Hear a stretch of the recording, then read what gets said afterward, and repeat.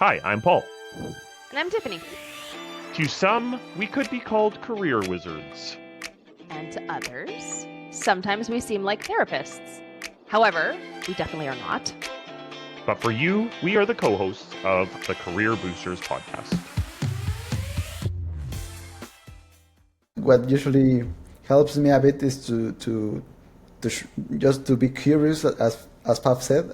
As you meet new people, stay curious about the background, especially in programs such as the MBA, where there's a lot of cultural diversity. So it is actually very enriching when you start meeting people from different backgrounds, different cultures. So you get to know people from all around the world. So you have to stay curious about how things are in other places. Hello and welcome. Career Boosters Podcast, the first episode of Season 3. Tiffany and I have had a really wonderful break, and we are very excited to be ramping up for a new academic year.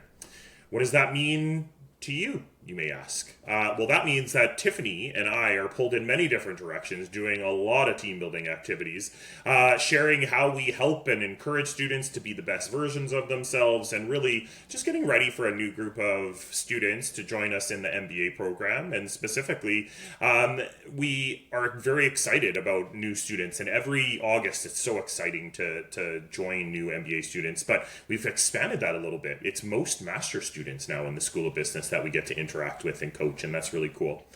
What is going to be new for Season 3? Season 3 is going to have a new tool that we are using to record our podcast. It's called Riverside.fm. Really cool tech behind it, really cool ways to kind of get clips, and that kind of goes to our next goal, which is expanding socially, stretching kind of the brand development of the Career Boosters podcast, and seeing what we can do. As of now, we have thousands of people who have watched this, and that's crazy to me, but really, really fun. Today we get to start our season off very similarly to what we did last year. Advice for people going into something that they may be nervous about. And our MBA students, they have orientation on the horizon, right around the corner. Orientation is a new beginning for a lot of students, and that could mean a career transition or a career pivot. It could mean a new city, a new group of friends. And so it is really challenging, and these wonderful MBA students are now venturing into something really exciting in their lives. Today we have two second-year students. They got to experience orientation last year, Fab and Arthur. Arthur's been a guest on our show before, but Fab is brand new to the Career Boosters podcast, and we can't wait to get her experiences. So both international students come here to talk a little bit about experiencing orientation and making the most of the opportunities that are presented in front of us. And this is going to be the start of Season 3. So we've already asked Arthur, so I'm actually going to go to Fab first. Fab, what is the story behind your decision to embark on an MBA journey right now? So I decided to actually start my MBA not right now, like about 2 years ago. So my application process kind of started like a year ago before I even joined the program. Because as an international, there were so many steps that I had to think ahead, like visas, for example, like what kind of schools am I looking at? Like I'm someone who has never stepped into Canada before. So all of these were like reasons why I had to start early. But the reasons why I did when I did was because like timing was everything for me. I felt like I came from a background that is completely different, and I did not have the business acumen and everything. So I was like, okay, like, these were the technical skills that I have learned when I worked as a scientific researcher, and I wanted to come into something new. Like I wanted to build off on my soft skills, like, okay, how can I build on my leadership training? Or how can I interact with my clients better if I were to go into something different? Is there any opportunity for me to like build upon my current career and to go into something else, or to go into something else completely as well? So I think, yeah, these were the reasons. They were carefully thought out at that point, but I feel like a lot has changed too in that last year as well.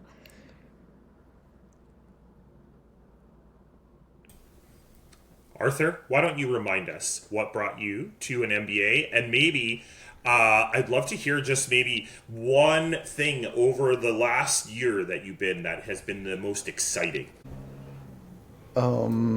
That's very difficult.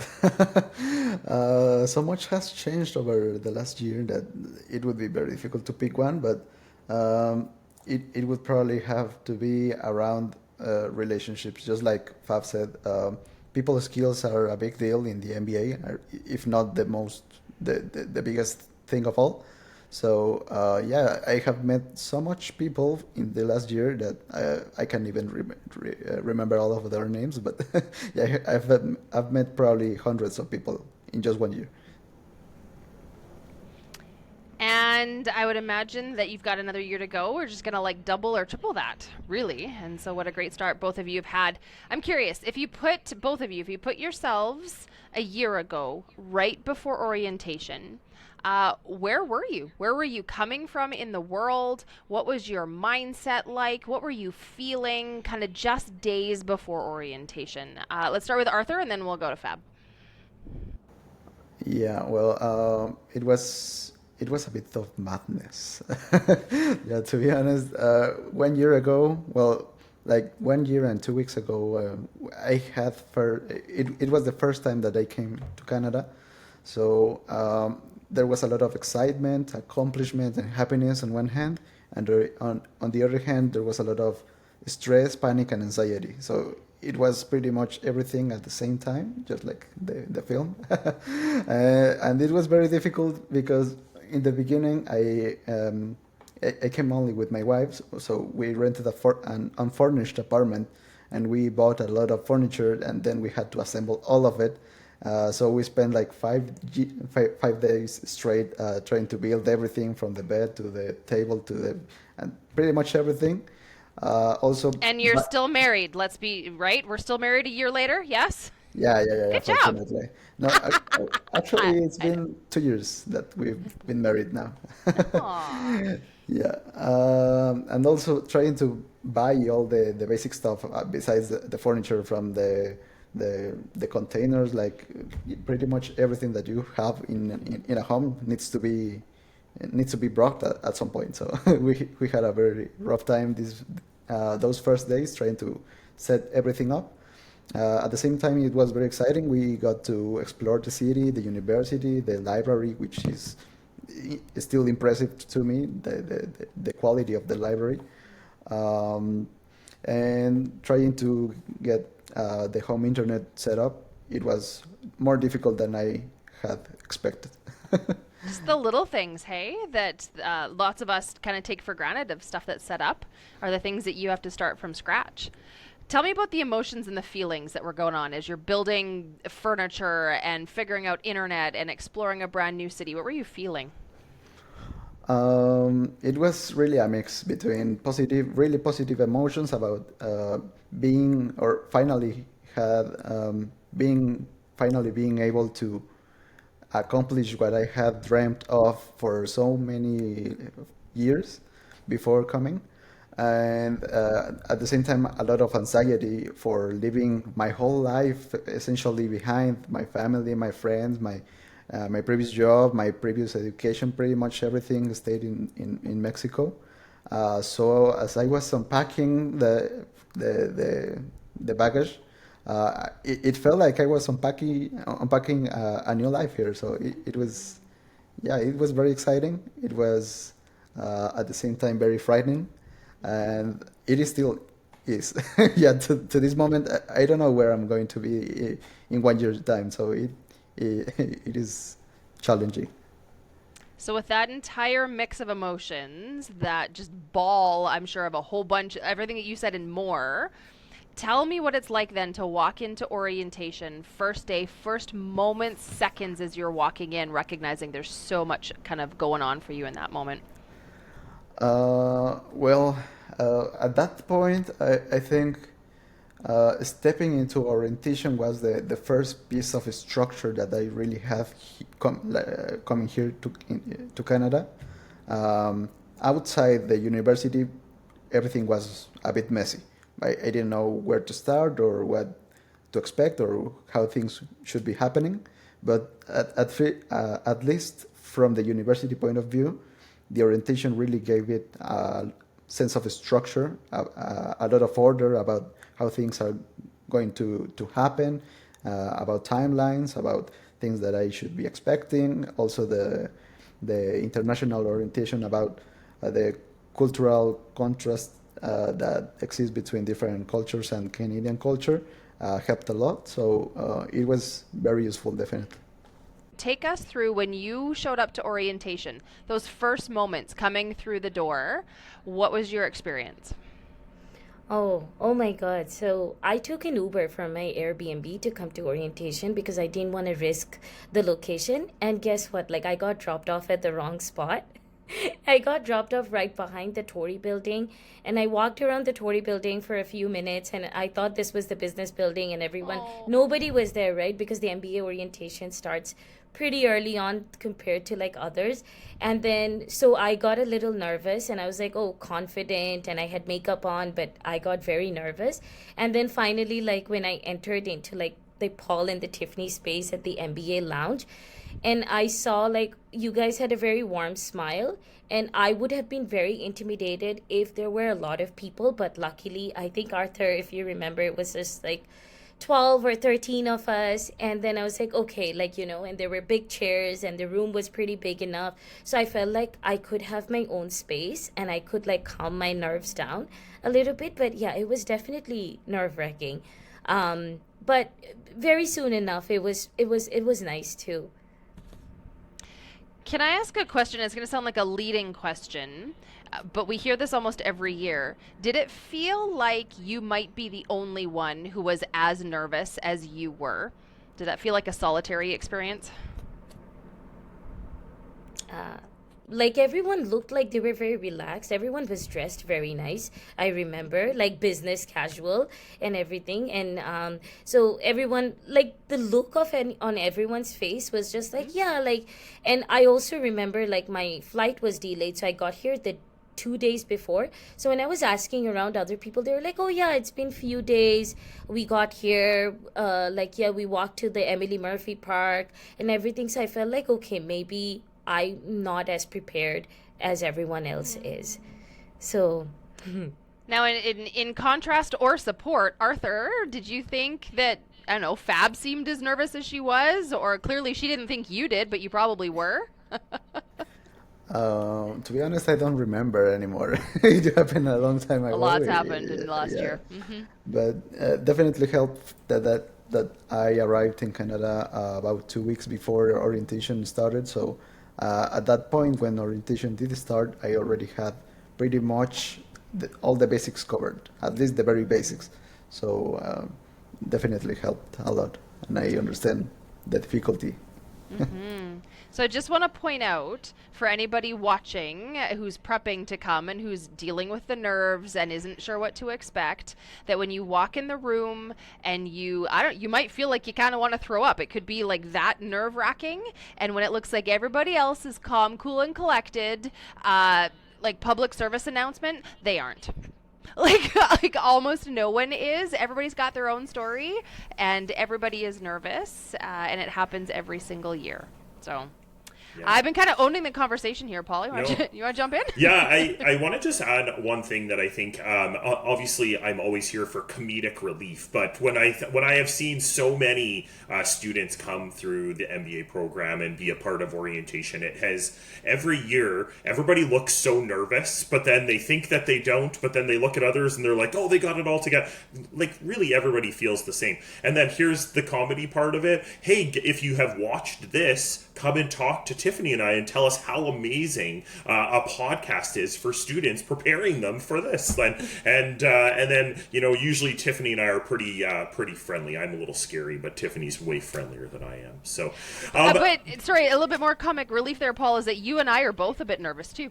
Like the nerves don't just sit in the audience. Absolutely. Well, and this is my 13th orientation, and I feel the same butterflies and all of these things as I talk about orientation, as we plan it, and then as we do it, I'm sure I'll feel the same way. It definitely is, because I want to make a good impression on the students. I want them to feel welcome. I want them to know that they have support, right? And I think that that's so crucial and key to us and what orientation is for. So, what were the favorite moments for you guys from orientation? So orientation starts kind of with international students, to kind of just become familiar with things, and then you start to get integrated into like the whole class, and we have experts around integration and cultural integration. What were some of the favorite moments for you guys? Maybe Arthur, how about you go first? Probably there was I remember if I remember correctly, there was a barbecue on the first orientation weekend. I remember that that was like the first piece of fun that we had after getting here. So meeting a lot of people, and some of those relationships eventually became friends. So it was very exciting. Definitely some of the highlights of orientation, but also meeting Paul and Tiffany was a big time. Like not only because they are very friendly, but at the same time because, as Paul said, they are here to support all of the students. So having that person who can support you in a lot of ways definitely helps a lot. And just to note, we did not pay him to say that. Just saying. Fab, how about you? I think I missed that barbecue, Arthur, actually. I was hunting for houses or apartments to move in, so I missed that barbecue the first time. But my favorite moment for the orientation, the first few days of the orientation was actually, I remember Paul and Tiffany saying that, okay, I feel like you guys are ready now, and then now we're gonna like make you meet the Canadians or the locals. So I thought that was very fun. And then they were on the other side of the room. It felt like a reality show that they were on the other side of the room. And okay, we're gonna take a lunch break, and after that, and then we really did walk in on like a lot of people. So for a moment I was like, oh, it's just gonna be the 13 of us and everything, maybe another 13 more. But no, it was that entire room 504 was filled with so many people, and it was intimidating. But then my favorite moment came. I think we played bingo. It was like an ice-breaking session, like, oh, tell us like how many tattoos, or like if you have more than 5 tattoos, if you have broken your arm or something like that. So, and we were running around, and I was like, look at us, like people in our late 20s and early 30s and whatever, like all just running around the room, and you guys were having a good laugh at it. So I think that was one of my like earlier moments that I remember very well. Yes, we were having a good laugh at it. People bingo is one that we often do with groups. So spoiler alert if you're watching this for orientation coming up. Yeah, we'll be doing the same thing. And it's a lot of fun, and there's a lot of purpose behind it.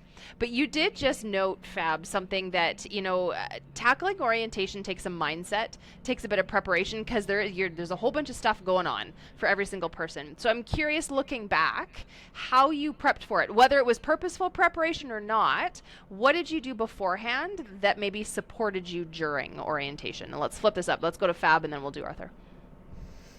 I think one thing that I honestly wouldn't say that I prepared a lot, but I wish like if I could go back, I would rest a lot, because there was a lot going on, and I felt like I didn't rest enough.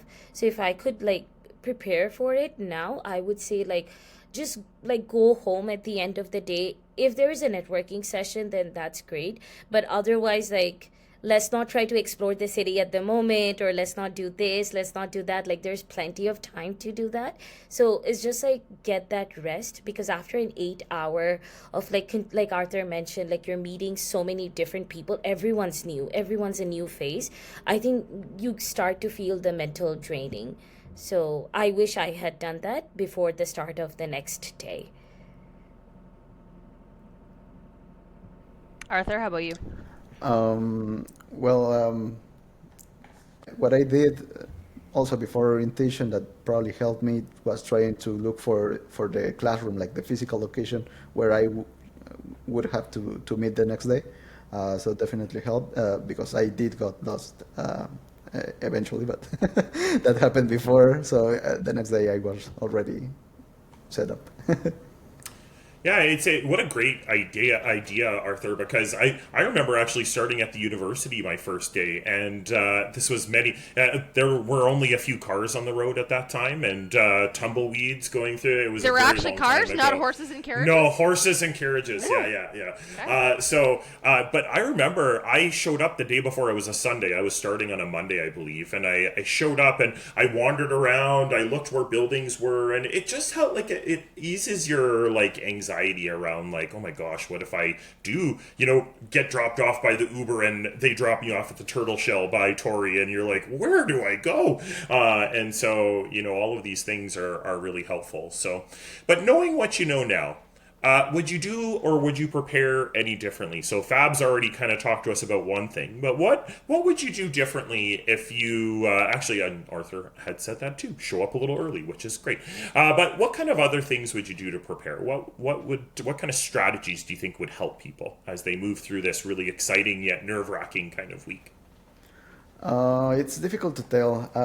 One other thing that I did was to enroll in a webinar that the university does for international students a couple of weeks before. I think it was the week before actually arriving here, like the first week of August.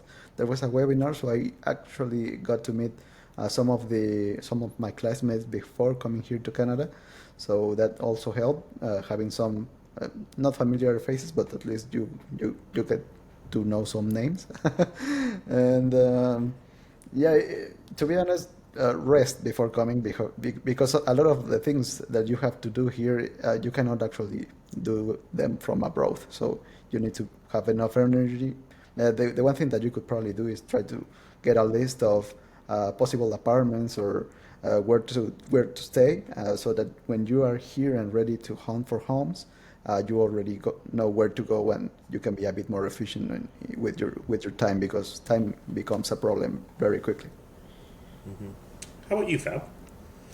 Yeah, I would say a lot of similar things that Arthur said as well. Is just like coming to campus a little bit earlier, just because sometimes when there is so much uncertainty, like what's gonna happen mentally, I think the physical familiarity like helps a lot. Like, oh, okay, this is the business building, and like take a photo and send it to your family maybe. And yeah, like the webinar thing also like helps a lot. Like because I think a lot of second years were there, and they were also offering advice, and they were giving you like advice on like what to bring, what to do. So that webinar also helps to like prepare as well. I think that happened in July. So there's plenty of enough time for you to know like what you're going to be anticipating. But orientation, I would say just just be ready for like to get excited. Like don't try to think too much about preparation, because I think Paul and Tiffany did a wonderful job at like just like making us feel at ease. So it wasn't like, okay, you need a lot of like prep to come here. It's just like, yeah, just come with a curious mind. I think that would be my advice. I appreciate that. And I really appreciate both of you have said rest, kind of protect your energy, recognize that this is a long game. The NBA is a long game. Yeah, orientation's also a long game. It's a few days in a row, yeah. And you've also already mentioned that there's a lot of meeting of new people, meeting your cohort. So as we kind of start to head towards the lightning round of this, I'm curious though, what advice you have for effectively getting to know your cohort, seeing as you're going to meet them for the very first time. How'd that go for you guys, and what advice do you have?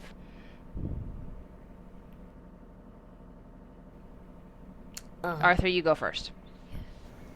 I don't have a lot of tricks. To be honest, I think it's mostly practice. I'm sure there are useful tricks out there. I'm just saying that I don't know. I don't know them. What usually helps me a bit is just to be curious, as Pav said. As you meet new people, stay curious about their background, especially in programs such as the MBA, where there's a lot of cultural diversity. So it is actually very enriching when you start meeting people from different backgrounds, different cultures. So you get to know people from all around the world. So you have to stay curious about how things are in other places, which are very different. So it's great to have a lot of questions on the top of your head, but at the same time, curiosity is something that you cannot fake. So if you're trying to fake it with artificial questions, they will know. Yeah. I would say that sometimes we tend to like stick with people who look familiar to us. So back to Arthur's point, like we may grab a seat next to someone who looks like me, right? Probably caught the same flight or probably flew in from a similar time zone. I would say like my advice would be avoid that. Look for someone who's unfamiliar, like just ask just ask them. I know it feels a little bit uncomfortable at first, but I think the sooner we start doing it, the sooner I think we make our journey a little bit easier because they're curious about you as well. And, so give them that chance to like open up. So, yeah. And one more thing that, oh, sorry. One more thing that came to mind as Pab was talking is, and it was related to what Tiffany just said a couple minutes ago. Everything is going through similar experiences, especially the internationals all are going through pretty much the same. So you can use that to relate to people. Like you're trying to build a friendship, you can ask, hey, have you got a roommate? Do you need a place to stay? Where do you buy your groceries? Pretty much everything is relatable. Yeah. Well, and when we think about the people from Canada or the more the domestic students, you could ask them for advice, right? And people love to give advice. It's where's the best place around here to get a coffee, or what's the best place to go and buy the groceries that I need, right? Things like that are really important as well. And it was really interesting earlier this week. Tiffany and I spent some time with executive MBA students, and when they're meeting new people and this word networking or relationship building comes up, a lot of people stick to where are you from and what do you do, or where do you work, right? It doesn't always have to be that way. It can be, what do you like to do for fun? Or if somebody's from Edmonton, what's your favorite thing to do in Edmonton? What's your favorite coffee shop? All of those questions are awesome. And I will tell you, that's how you build better relationships than where do you come from, what's your undergrad in, or where do you work? So I want to reference the same conversation Paul and I had with executive MBA students, because there was a piece of advice that went in line of just what Fab said. And somebody talked about they pay attention when their brain wants to pull them towards somebody familiar, they do the opposite. Or when their brain says, somebody isn't someone that they want to talk to, it doesn't seem familiar, that's the thing they do. So a strategy could be, if something seems uncomfortable, that's the thing to do. And if something seems comfortable, that might not be the thing to do, perhaps, when getting to know your cohort. Yeah, cool.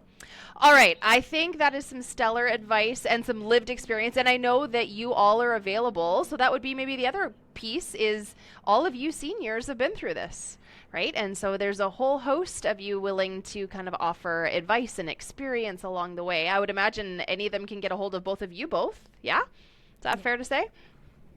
It is, but keep in mind, we don't know as much as you think we know. Yeah. Yeah.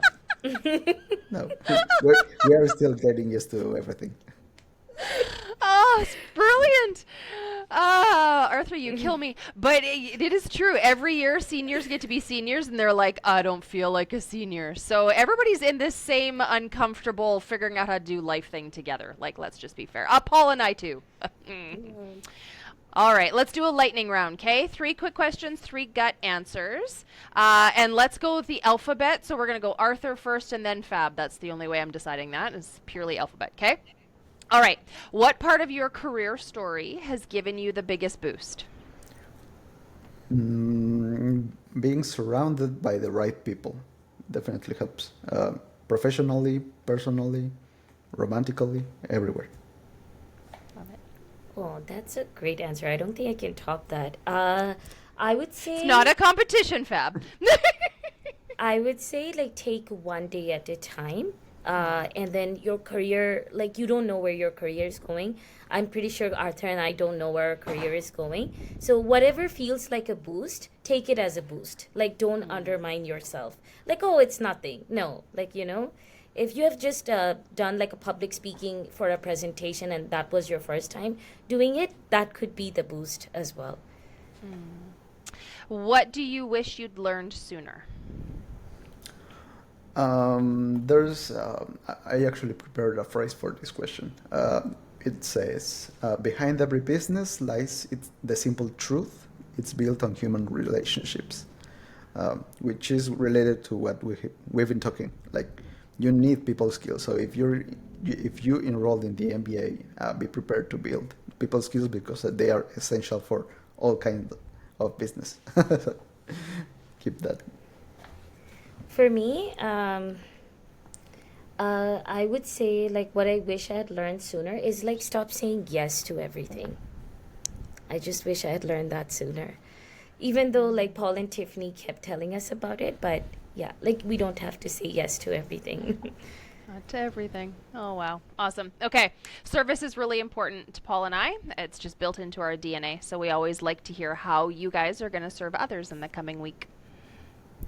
I just joined the body program for the incoming students, so I might be assigned to someone. You're going to be somebody's buddy. Awesome. Okay. And yeah, I'm gonna be actually conducting the international student panel this Friday. So yeah, like lots of advice, and I'm like very eager to meet the new faces, and yeah, just intimidate them a little bit, but not too much, but help them mostly, serve them, just like Paul said. Fab, that's our job. Our job is to intimidate them. That's no. It sounds very I'm kidding. much like you us. can do that too. Yeah, No. yeah. Intimidate and Just- help. Yeah, no, just a big hug for them and help Aw. them possibly in every way. Love it. All right, Paul, you've always add in a random question. What's your random question today? I have literally not thought about this, so this is right off the cuff. My random question is, around the School of Business, where is your favorite place to just sit and do work or sit and scroll on some sort of TikTok or something like that? What's your favorite place around the School of Business that somebody can check out? Fab. Oh, mine's easy actually. In the past summer, there's the new atrium. It's beautiful. And I hear that there's a second cup opening there too in the fall. So it's it's a good place. The couches are pretty and bright. I would say that one. Good. How about you, Arthur? For studying, I always study here at home because I have my office here. But if you want to take a walk, one place that I always like is, I don't know the name. I'm sorry, I'm still getting That's used okay. to everything. But the iconic bridge, like with the big, long, white Walterdale. pillars, the Walterdale Yeah, Bridge. Walterdale Bridge. Yep. Yeah, that's Beautiful. beautiful. The landscape is amazing. You can walk there or maybe just stay there and gaze. Yeah. So for anybody who's new to Edmonton, Google the Walterdale Bridge. It's walkable from the building here. It's not all that far. Beautiful River Valley walk. So love it. Fab and Arthur, it was not all that long ago that you were watching this podcast last year and your bright, shiny eyes were looking back at Paul and I a year ago going, what the heck did we get ourselves into? And now look, a year later, you have so much wealth and experience to offer. Yes, I know you're still figuring it out. I know you don't have life figured out. Paul and I don't have life figured out. So, like, welcome to the party. But thank you for sharing just your experience and your hope and your encouragement, your positivity, and just as extending yourselves as humans to the next cohort. This will be heading out to them soon, and they, in just a few days, will be sitting in front of Paul and I, bright, shiny, white eyes, wondering how the heck they're going to figure this out. And the cycle continues. So thank you for being part of that cycle. No, thank you. Thank you, Paul and Thank Tiffany. you. Thank you, guys. Welcome. All right, key takeaways. And it was a moment that actually I laughed, like almost a belly laugh when Arthur talked about just not feeling like an expert, even though we were having them on and, you know, that they don't quite have it figured out. And I really enjoyed the realness and the humanity behind people who have been through an experience that we look up to and we think they have it all figured out. Don't feel that way. And so for students coming in that are looking at Paul and I and think that we've got it all figured out, newsflash, we don't. We have some experience. We haven't got life all figured out. Neither do the seniors, who are going into year 2. And so if you're feeling like this, I don't know what I'm doing, I don't know how to kind of navigate this, just know that that's a shared experience. That we are all just kind of doing the best we can with what we have in a given day. And that if you come just mentally prepared to kind of do the work and be engaged, that's the best that anybody can do. It really made me laugh. And that's what stuck out as a key takeaway was Arthur saying, yeah, but I don't really feel like an expert. I'm like, cool, neither do I. Don't worry. You, Paul? Yeah, it's, we can't prepare for everything. And when I think about, my favorite, I think this is one of my favorite sayings other than the comparison thing, but it is trust the process. Orientation is in place for a reason. We put team building, we put just fun activities, we get a little competition in there, we get learning about what Tiffany and I do. Who are we? How can we help you? And I think that the process is in a place for a reason. And, you talked, Fab did a really great job at describing, oh my gosh, I was nervous, I came in, it was warm, it was welcoming, it was all put together. Yeah, because that's what our jobs are, and we're here to help you feel as comfortable as possible, give you some information, and have fun while we're doing it. And I think that's what people can expect. So just trust the process. Yeah, and know that this is the start of a process, and the process started long before orientation, just like they talked about. So I think life is that process, and it's about the process, not the end point, for sure. Awesome. We are off and running on season 3. Episode 1 is done, and we will be back next week still talking about orientation, but this time one of our brand new students who will have been through it and talking about their experience. And off we go into season 3. So catch you next week.